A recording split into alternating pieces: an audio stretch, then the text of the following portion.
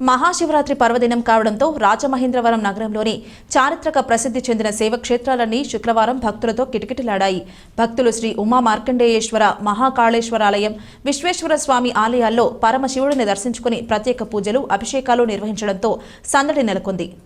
స్థానిక టీనగర్లో వేంచేసి ఉన్న జోడుగుళ్లుగా ప్రసిద్ధి చెందిన శ్రీ బాలా త్రిపుర సుందరి విశ్వేశ్వరాలయంలో మహాశివరాత్రి సందర్భంగా శుక్రవారం ప్రత్యేక పూజలు, అభిషేకాలు భక్తి శ్రద్ధలతో జరిగాయి.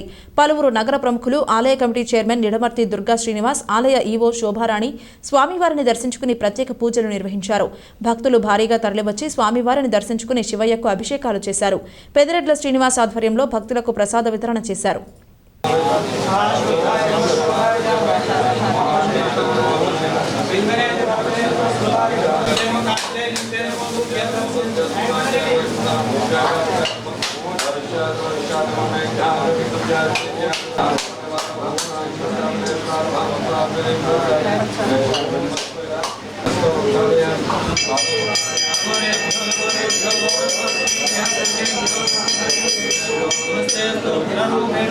శ్రీ బాలా త్రిపుర సుందరి విశ్వేశ్వర స్వామి సమేత విశ్వేశ్వర స్వామి గుడిలో శివరాత్రి ఏర్పాట్లు చేయడం అయింది. ఇప్పటి వరకు 5,000 మంది భక్తుల దాకా స్వామివారిని దర్శించుకోవడం జరిగింది.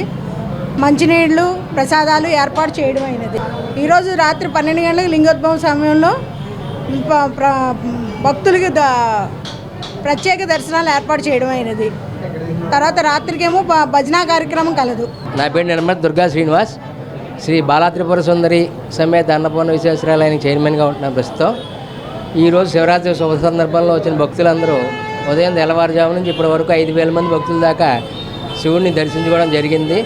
వారికి ఏ విధమైన అసౌకర్యం కలిగించకుండా మా ఈవో గారు శోభారాణి గారు ఉదయం నుంచి చాలా కష్టపడి మంచినీళ్ళ వసతులు, ప్రసాదములు మరియు క్యూ లైన్లు, భక్తులకు ఏ విధమైన అసౌకర్యం కలిగించకుండా బాగా ఏర్పాటు చేసి ఉన్నారు.